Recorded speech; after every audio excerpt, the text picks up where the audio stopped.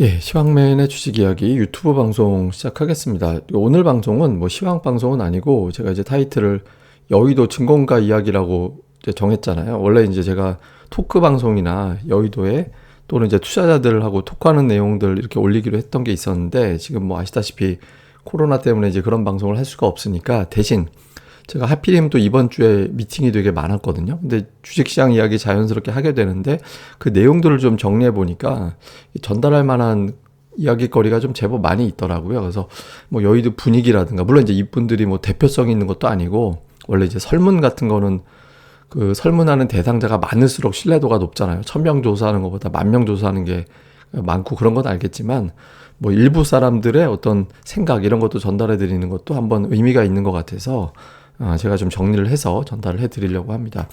우선 이제 이번 주에 만났던 여러 층이 있었는데 트레이더 분들, 여기서 얘기하는 트레이더는 그냥 주식 투자 그냥 하는 사람들 이게 아니라 주식 투자에서 자산을 굉장히 많이 모은, 그러니까 정말 안정적인 직업이 주식 투자고 주식 투자를 통해서 안정적으로 이제 생활을 하고 있는 분들이거든요. 그냥 투자자가 아니라 이제 상당히 성과를 내고 있는 분들이에요. 그래서 이제 제가 두 분하고 이번 주에 미팅을 했는데 첫 번째는 한 분은 이제 증시 대응하는 게 좀 쉽지 않다.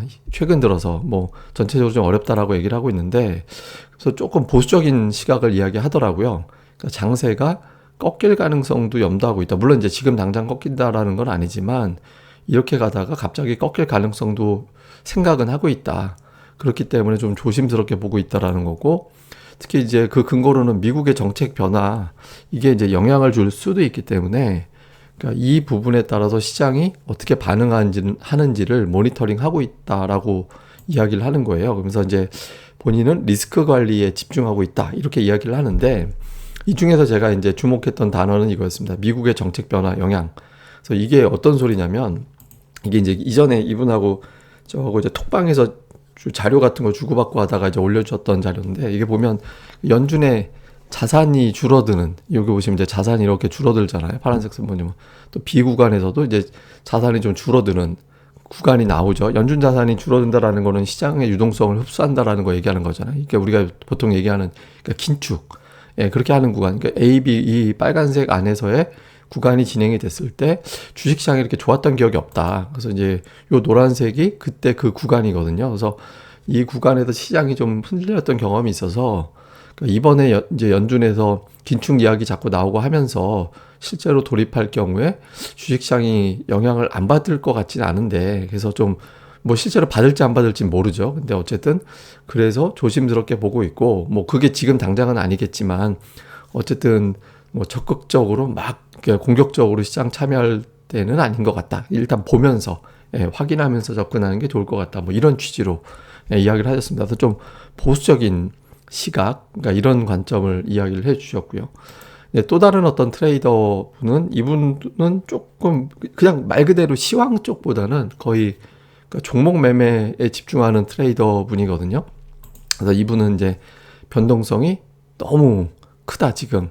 그러니까 종목 변동성이 사실 시장 변동성이 큰 건 아닌데 종목들별로 보면 이게 올라갔다 내려갔다 이 변화가 좀 커서 그 트레이딩 하기에는 대응하기가 좀 쉽지 않더라. 그래서 이게 무슨 얘기냐면 보통 트레이더 같은 경우는 자리를 비우지 않는 게 맞잖아요. 근데 자리를 비우고 나면 갑자기 훅 떨어져 있는 경우가 최근 들어서 갑자기 빈번하게 발생하더라. 그래서 트레이딩 할 때 좀 원래는 트레이더들 트레이딩 할 때는 자리 잘 비우면 안 되거든요. 시세 좀 보고 있다 바로바로 대응해야 돼서. 근데 최근에 그런 현상이 좀 심해져서 대응하는 게 쉽지 않더라. 이런 이야기를 좀 하는 거예요. 그래서 작년같이 수익 내기는 좀 어려운, 당연하죠. 뭐 작년같이 시장이 쭉쭉 올라갈 때하고는 다르니까. 그래서 이분은 자리를 비울 거라면 아예 매매를 안 하는 게 맞는 장이다. 트레이딩 관점에서 본다라면 뭐 투자 이런 게 아니라 중장기 투자 이런 게 아니라 트레이딩 할 때는 작년에는 좀 비워도 여유가 좀 있었는데 올해 같은 경우는 그럴 거라면 아예 안 하는 게 맞다. 뭐 이런 정도의 시각인 것 같아요. 실제로 보면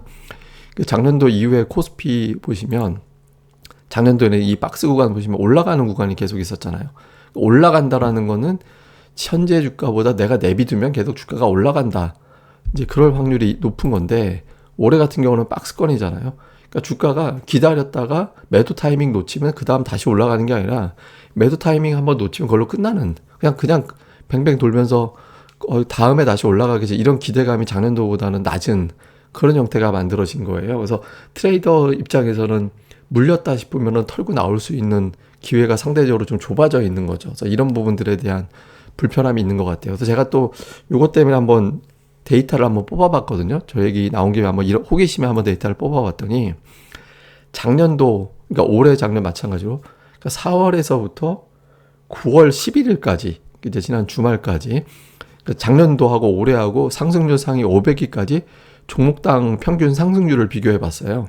그러니까 올라간 상위 500위까지, 그러니까 전체 상장사 전체 수익률이 아니라 코스닥의 상승률 상위 500위까지 종목당 평균 상승률을 비교해 봤더니 작년도에 이 기간에 141% 올랐거든요. 평균적으로. 엄청난 거죠. 그러니까 종목이 평균치가 141%가 올라간 거니까. 근데 올해는 3분의 1 정도 수준이에요. 56%. 그럼 야, 56%도 대단하다. 근데 그게 아니죠. 여기서 말씀드린 건 상승률 상위 50위 가지고 하락한 종목들도 엄청나게 많잖아요. 그러니까 이제 이거는 훨씬 더 많이 떨어졌다라는 거죠. 그러니까 큰 수익 낼 수 있는 기회가 상대적으로 올해 적었다라는 거예요. 그래서 트레이더 관점에서 보면 작년도 대비 수익 내기가 뭐 굳이 뭐 올바른 표현은 아니지만 3분의 1 수준으로 좀 줄어들어 있다. 약해졌다. 그래서 수익 내기가 좀 작년보다는 좀 만만치 않긴 하다. 트레이더 입장에서는 뭐 요걸 또 수치로 보여준 것 같습니다. 그 다음에 이제 제가 또 우연히 그 기자분하고도 대화할 기회가 있었는데, 뭐 물론 이제 기자분이 주식 투자를 전문으로 하는 분이 아니기 때문에 그러니까 이제 또 뭐 대표성이 있다 이렇게 얘기할 수는 없지만 뭐 느낌 같은 거는 주식시장 바라보고 취재하고 하면서 느낌이 있을 거 아니에요. 보면 이제 최근에 대형주 움직임을 좀 주목을 하시더라고요. 그래서 이제 내용을 보면 작년 시세 이끌었던 종목군들이 하락하고 있다. 예를 들어서 뭐 작년도 2차 전지 강했었는데 LG화학이 최근에 흔들린다든가 바이오도 최근에 그렇게 썩 좋진 않죠. 그리고 카카오도 최근에 좀 좋지 않고, 그래서 이게 증시 사이클에 문제가 생긴 거 아니냐.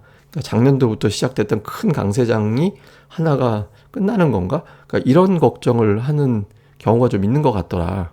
그러니까 이런 이야기를 하시더라고요. 그래서 좀 조정에 대해서 좀 걱정을 하고 있다. 예, 이런 어떤 걱정이 없잖아 좀 있는 것 같다. 이런 취지로 이야기를 하셨거든요. 실제로 이제 보면 카카오의 주가인데 작년도 쭉 올라갔다가 이렇게 빠지고 또 올라갔다 빠졌는데, 보통 올해 같은 경우는 이제 61선에서 이렇게 지지되면서 움직였었거든요. 근데 이제 121선을 요번에 완전히 깨고 내려가 버렸잖아요. 그러니까 121선까지 조정이 없었던 건 아닙니다. 근데 이제 이번에 깨고 내려가서 그러니까 보통 저렇게까지 빠지면은 그 위에서 받아서 올렸던 종목인데 저렇게까지 빠진 거면 뭔가 좀 사이클의 변화가 생긴 게 아닌가. 물론 이제 그분이 차트 얘기한 게 아니라 제가 이제 해석을 하는 거예요. 예, 그런 게 아닌가.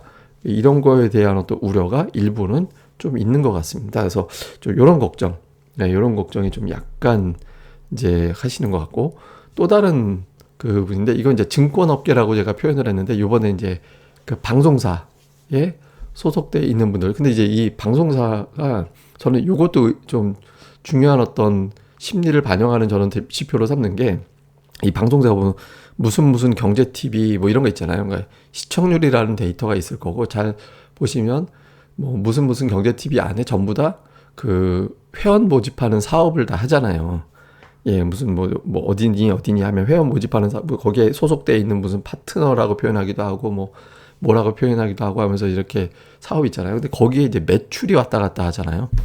예, 그러니까 회원 가입률, 이탈률 이런 게 또 있기 때문에 그러니까 이 수치도 이분들의 어떤 이제 수치라든가 논의하는 내용들 이런 것들도 주식시장의 중요한 어떤 데이터 중에 하나로 읽을 수가 있거든요. 그러니까 투자자들이 예를 들어서 뭐 회비 내면서 가입하는 비율이 떨어진다 그러면 주식시장이 그만큼 어려워졌구나, 나빠졌구나, 주식시장에서 자금이 이탈하고 있구나, 뭐 이런 식으로 해석이 되는 거고, 이쪽에 매출이 올라가게 되면 주식시장에 자금이 유입되고 있구나, 이렇게 해석을 하거든요. 그래서 요것도 이제 좀 저도 살펴보는 편인데, 그 8월에 특히 투자들 타격이 컸다라는 거예요. 그러니까 8월에 막 시장이 반도체 급락을 하고 뭐 2차 전지 터지고 막 연이어 터졌잖아요.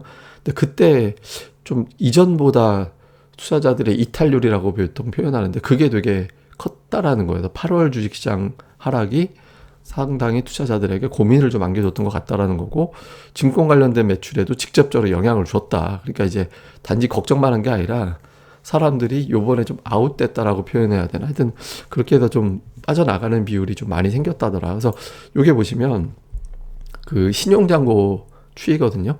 신용잔고가 이때 보시면 갑자기 이전에 떨어졌을 때 이제 올해 4월, 5월 뭐 요때 이제 한번 확 떨어졌고 8월에 갑자기 뚝 떨어졌잖아요. 근데 이 신용잔고 저렇게 급감할 때는 어떤 현상이냐면 내 돈이 아닌 다른 돈을 빌려다 쓴 돈이 날아가는 거잖아요. 그러면 실제로 내 돈이 예를 들어서 이제 뭐 1억의 돈이 30% 깨지면은 7천만 원이 남게 되는 건데 신용은 그 이상의 타격을 주잖아요. 절반 이하로. 뭐 여기에 신용잔고뿐만 아니라 뭐 미수금이라든가 스탁론이라든가 이런 걸 다 있는 대로 끌어다가 투자한 사람들 같은 경우는 20, 30%의 주가 하락에 원금은 반토막이 나는 그런 경우가 많이 생기거든요. 그러니까 지난 8월에 그런 형태로 갔던 계좌가 적지 않았던 것 같아요. 그래서 이제 투자자들이 8월에 좀 많이 타격을 받은 것 같다. 근데 이제 최근에 보시면 다시 신용이 좀 늘었죠. 그래서 그렇게 타격받고 나간 사람들이 있는 반면에 이건 또 기회 아닌가라고 생각을 하고 들어오는 자금도 좀 최근에는 있습니다. 근데 이제 보시면 각도가 빠질 때는 가파르게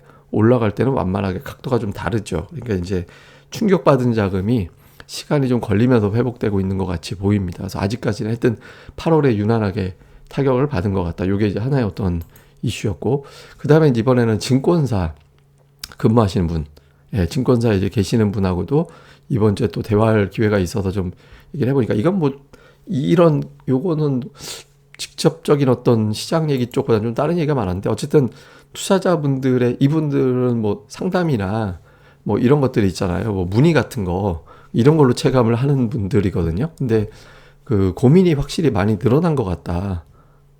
예, 이게 오타였네요. 하여튼 늘어난 것 같은 어떤 이제 분위기가 있다. 그래서 저 이전보다 이제 문의라든가 이제 이런 이야기가 많아졌다라는 거예요. 근데 이제 이분이 느끼는 게 근데 투자자들이 이거 조금 딴 얘기긴 한데 정말 많이 똑똑해진 것 같더라. 그러니까 이제 증권사 직원 이상의 지식을 가지고 와서 그 얘기를 막 설명을 하면서 어떻게 생각하세요? 그런데 할 말이 없더라는 거예요. 그래서 아니 저걸 어떻게 그러니까 최근에 뭐 유튜브라든가 뭐 이런 어떤 뭐 블로그라든가 이런 거에서 이제 좋은 자료들이 워낙 많으니까 공부를 되게 많이 하시는 거예요. 근데 이제 그런 분들이 고민이 있다라는 건 뭐냐면 공부 따로 수익률 따로 지금 돌아가고 있다라는 거죠. 그래서 이제 그런 거, 그러니까 이론과 실전이 좀 다른 상황인데 사실 지금 같아서는 아까 제가 앞서 트레이더 분들도 힘들다고 그랬잖아요.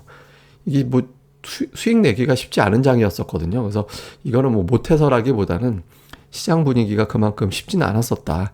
이런 거를 좀 반영하는 것 같습니다. 근데 이제 이분 의견은 이제 역으로 좀 기회 같다. 한편으로는 뭐 종목들이 되게 싸져서 이제 밸류 논란이라든가 이런 것들이 좀 완화가 돼서 한편으로는 좀 기회가 아니었을까? 이런 어떤 이제 입장도 좀 있다라는 거예요. 그래서 이렇게 나쁘지만은 않은 것 같다. 이런 생각이 있는 것 같습니다. 그래서 전체적으로 보면 예측 쪽보다는 이제 현재 분위기를 제가 중심으로 전달해 드리려고 했거든요. 그러니까 왜냐하면 예측은 뭐 의미가 없는 거니까. 그래서 근데 전체적으로 보면 분위기가 이제 좀 조심스러워진 분위기이긴 한 것 같습니다. 근데 이제 제가 다시 한번 강조드리지만 이분들이 증권가 전체를 대표하는 분들이 절대로 아니잖아요. 그러니까 투자자들의 시각을 일부러 반영한 거니까, 이거 주식시장 최근에 분위기가 이런가? 이걸 갖다 이제 전체 분위기로 오해할 필요가 없는 것 같고, 그냥 다만 아까 제가 말씀드렸던 데이터들 있잖아요. 그런 거 데이터들을 보면서 요게 이제 좀 해소가 될 수 있을까? 그러니까 저 데이터를 무력화시키는 게 결국에는 돈 또는 주도주거든요. 그러니까 주식시장에 돈이 또 확 들어오는 게 들어와서 이런 재료를 눌러버리거나 아니면 멋지게 주도주가 하나가 이제 반전을 해서 악재가 어디 있어 그냥 끌고 가는 거지 뭐. 그래서 멱살 잡고 끌고 올라가는 그런 장이 만들어지거나 이제 그런 게 만들어지는 게 중요하거든요. 그래서 최근의 증시 분위기는 이렇다. 그리고 투자자들이 대부분 다 어려워하고 정말 유능한 실력 있는 투자자들도 최근에 저도 이번 주에 뭐 제가 어젯밤에도 잠깐 미팅을 했는데 이제 수익이 손실난 금액을 제가 구체적으로 듣기도 했었거든요. 근데 이제 뭐 대충 보면 대부분 잘하는 사람들도 쉽지 않았더라고요. 그래서 여러분들이 못해서가 아니라 시장 분위기가 좀 이렇다라는 걸